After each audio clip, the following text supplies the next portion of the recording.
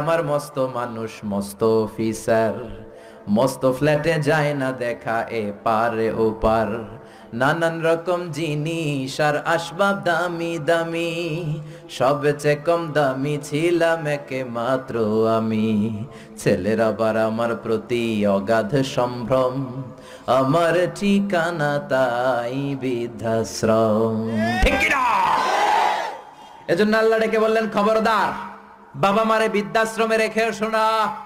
তোমাদের জ্বালা যন্ত্রণা বাবা মা সহ্য করেছে, তোমারে ঘর থেকে বের করে দেয় নাই, এতিমখানায় রেখে আসে নাই। এজন্য বাবা মা যদি ঘরের মধ্যে পেশাব করে পায়খানা করে পরিষ্কার করবা, তাহলে তোমার জীবনটারে উজালা করে দিবে কে? আল্লাহ। বৃদ্ধাশ্রমে রেখে আসা যাবে? বাবা মারে যদি বৃদ্ধাশ্রমে রেখে আসো, মনে রাখবা তোর কপালে বৃদ্ধাশ্রমে জুটবে না। তুমি যদি বাবা মারে বৃদ্ধাশ্রমে রেখে আসো, তুমি বয়স্ক হলে তোমার কপালে বৃদ্ধাশ্রম নাই। ঠিক কি না? ভাঙ্গা থালা হাতে নিয়ে তুমি রাস্তায় ভিক্ষা করে খাবা।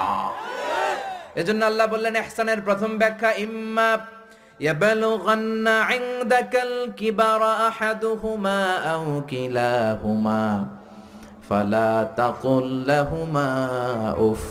বাবা মা যখন বার্ধক্যে উপনীত হয়, তাদের কোনো কাজে নাক ছিটকাবা না, উফ শব্দটাও করবা না, উহ আহ এটাও বলা যাবে না। কথাটা কার? আল্লাহ। ইহসানের 2 নাম্বার ব্যাখ্যা, ওয়ালা তানহারহুমা, আব্বা আম্মারে ধমক দিও না।